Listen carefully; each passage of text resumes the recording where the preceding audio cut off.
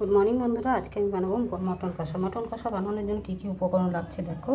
Mutton কষা অনেকভাবে খেয়েছো, আজ আমি যেভাবে বানাবো সেভাবে তোমরা একইভাবে বানাবে, খেয়ে দেখবে কীরকম লাগে, আমাকে জানাতে ভুলবে না। মটন কষা বানানোর জন্য আমি নিয়ে নিয়েছি মটনের মধ্যে আমি সামান্য পরিমাণ তেল দিয়ে দিয়েছি, আর হাফ চামচের বেশি জিরে গুঁড়ো আর হাফ চামচের কম ধনে গুঁড়ো। ধনে গুঁড়োটা জিরে গুঁড়োর থেকে একটু কম দেবে। আর নিয়ে নিয়েছি ঝাল লঙ্কার গুঁড়ো আর হলুদ আর কুচনো পেঁয়াজ, আর কিচ্ছু নয়। এইদিকে নিয়ে নিচ্ছি কুচনো পেঁয়াজ, কাশ্মীরি লঙ্কা, ফোড়ন দেওয়ার জন্য বড় এলাচ, ছোটো লং, দারচিনি, শুকনো লঙ্কা, তেজপাতা। আর এখানে রসুন আমি গ্রেট করে রেখে দিয়েছি, বা তোমরা কুচনো নিতে পারো। এখানে চিনি নিয়ে নিয়েছি সামান্য পরিমাণে, আর এখানে আমি নিয়ে নিয়েছি আরও কিছুটা রসুন, আদা, কাঁচা লঙ্কা। আমি এটাকে পেস্ট করে নিয়ে আসবো। দেখো বন্ধুরা, সমস্ত মশলা দিয়ে মাংসটাকে ম্যারিনেট করে রেখে দিলাম। আমি বেশি তো সময় নেই, তাই মোটামুটি 20 মিনিটের মতন রাখবো। এরপর আমি মশলাগুলোকে বেটে নিয়ে চলে আসবো। দেখো বন্ধুরা, কড়াই আমি তেল বসিয়ে দিয়েছি, তেলটা গরম হয়ে গেছে। এবারে আমি দিয়ে দেবো ফোড়নটা একটু ভালো মতন ভাজা হয়ে গেলে তারপর দিয়ে দেবো কাঁচা পেঁয়াজ।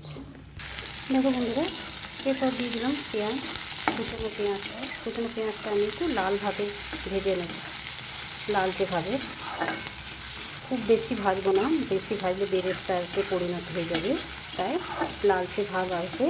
তারপর আমি দিয়ে দেবো রসুন বাটা নয়, মানে কুচনোটা গ্রেট করে, যেটা চাই সেটা দিতে পারো। আর এইভাবে একবার মটন কষা বানিয়ে খেয়ে দেখবে, দুর্দান্ত লাগে। আর কেমন লাগছে বা লেগেছে রেসিপিটা তোমরা অতি অবশ্যই আমাকে জানাতে ভুলবে না। দেখো বন্ধুরা, হালকা মোটামুটিভাবে ভাজা হয়ে গেছে। এবারে আমি দিয়ে দিচ্ছি কুচনো বা গ্রেট করে রাখা রসুনটা দিয়েও কিছুক্ষণ আমি ভেজে নেব পেঁয়াজের সাথে। আর এইভাবে রসুনটা দেওয়াতে টেস্টটা দারুণ হয়। এবারে রসুনটা দিয়ে কিছুক্ষণ আমি ভেজে নেব। দেখো বন্ধুরা, রসুনটাও খুব ভালো মতন ভাজা হয়ে গেছে। এবারে দিয়ে দিলাম সামান্য পরিমাণে চিনি, যাতে কালারটা খুব সুন্দর আসে, সেই কারণে চিনিটা দিয়ে দিলাম। পেঁয়াজ ভাজতে ভাজতেই চিনিটাকে একটু দিতে হবে। এবারে চিনিটা দিয়ে কিছুক্ষণ নেড়ে চেড়ে নিব। তারপর আমি বেটে রাখা যে আদা, কাঁচা লঙ্কা আর রসুন বেটে রেখেছি সেই পেস্টটা আমি এর মধ্যে দিয়ে দেবো। দেখো বন্ধুরা, পেঁয়াজটা খুব ভালো মতন চিনি দেওয়ার পর কালারটা এসছে। এবার আমি দিয়ে দেবো বেটে রাখা মশলাটা। আর দেখো, আমি সামান্য পরিমাণে মশলা দিয়ে রেসিপিটা তৈরি করছি, যাতে কারো কোনো শরীরের ক্ষতি না হয়। কম মশলা দিয়ে এইভাবে আমি মটন কষা তৈরি করছি। তোমরা বাড়িতে এইভাবে একবার বানিয়ে দেখবে। এবারে আমি মিক্সিং জারটা ধুয়ে কিছুটা জল দিয়ে দেবো, আর দিয়ে দিলাম সামান্য পরিমাণে হলুদ, যাতে আমি মটনের সঙ্গে ম্যারিনেট করে রেখে দিয়েছি হলুদ দিয়ে। কিন্তু নুন দিই, নুনটা আমি এখানেই দেবো মশলার মধ্যে একেবারে, তাই আমি সামান্য পরিমাণে হলুদ দিলাম। এবারে আমি মশলাটাকে খুব ভালোভাবে একটু কষিয়ে নেব। এরপর দিয়ে দেবো কাশ্মীরি লঙ্কার গুঁড়ো আর নুনটা তোমরা পরিমাণ মতন দেবে। মাঝে আমি রান্না করতে করতে একটা টেস্ট করে নেবো মাটনটা দিয়ে। এবারে আমি একটু জল দিয়ে দেবো, আরও কিছুক্ষণ কষিয়ে নেব। দেখো বন্ধুরা, মশলাটা খুব ভালো মতন কষানো হয়ে গেছে। ওপর থেকে দেখো তেল ছেড়ে দিয়েছে। এবারে দিয়ে দেবো মটনটাকে দিয়েও কিছুক্ষণ আমি কষিয়ে নেব,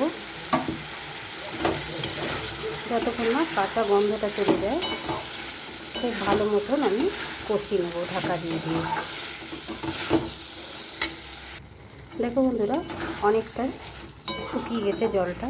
এখন আমি যতক্ষণ না ভালো মতন কাঁচা গন্ধটা চলে যায় ততক্ষণ আমি কষিয়ে যাব। এইভাবে বাড়িতে অতি অবশ্যই বানিয়ে খেয়ে দেখবে। অনেক রকমভাবে তো মটন কষা, মটনের ঝোল খেয়েছো, এটা একদম সম্পূর্ণ আলাদাভাবে একবার বানিয়ে খাওয়া রিকোয়েস্ট রইল। এবারে আমি আবার ঢাকা দিয়ে দেবো, ঢাকা দিয়ে নেড়ে চেড়ে আমি কষিয়ে নেব। দেখো বন্ধুরা, মটনটা প্রায় কষানো হয়ে এসছে। আর কিছুক্ষণ কষিয়ে নিলেই আমার তৈরি হয়ে যাবে। তারপর আমি জল দিয়ে দেবো কিছুটা পরিমাণে সেদ্ধ হওয়ার জন্য। দেখো কালারটা খুব সুন্দর এসছে। এবারে আমি আরও কিছুক্ষণ কষিয়ে নেব। দেখো বন্ধুরা, এরপর আমি দিয়ে দিলাম 2টো টমেটো। এই কারণে দিলাম, তোমরা যদি টমেটো না দিতে চাও তাহলে তোমরা দই ব্যবহার করতে পারো, তাই আমি দই দিলাম না, তার পরিবর্তে আমি টমেটো দিলাম।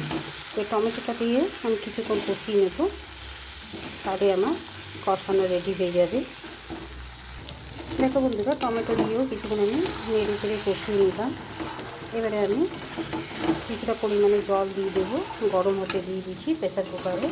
এবার প্রেসার মধ্যে ঢেলে আমি 2 সিটি দিয়ে নামিয়ে নেব, একদম কষা কষা বানাবো। তোমরা চাইলে কড়াইও করতে পারো, আমি কড়াইয়ে করব না কারণ একটু সময় লেগে যাবে, তাই প্রেসার কুকারে 2 সিটি দিয়ে নেব। দেখো বন্ধুরা, প্রেসার কুকারে আমি দিয়ে দিলাম। এবারে আমি 2 সিটি দিয়ে নামিয়ে নিয়ে তোমাদের কাছে আবার ফিরে আসবো। দেখো বন্ধুরা, প্রেসার কুকার থেকে আমি ডাইরেক্ট একটা বাটির মধ্যে, যাতে আমি ঢেলে রাখবো, তার মধ্যে আমি ঢেলে নিয়েছি। কেমন দেখতে লাগছে দেখো, খেতেও দুর্দান্ত লাগবে। আর ওপর থেকে একটু সামান্য পরিমাণে গরম মশলা দিয়ে দিলাম, কেন আগে দিয়েছি তাই একদম সামান্য পরিমাণে দিলাম। তোমরা যদি চাও না দিতে তো নাও দিতে পারো। এবারে আমি গ্যাসটাকে অফ করে দেবো, তারপর তোমাদের কাছে আমি ফিরে আসছি। দেখো বন্ধুরা, মটন কষাটা আমার তৈরি হয়ে গেছে, আর দেখতে কতটা লোভনীয় হয়েছে।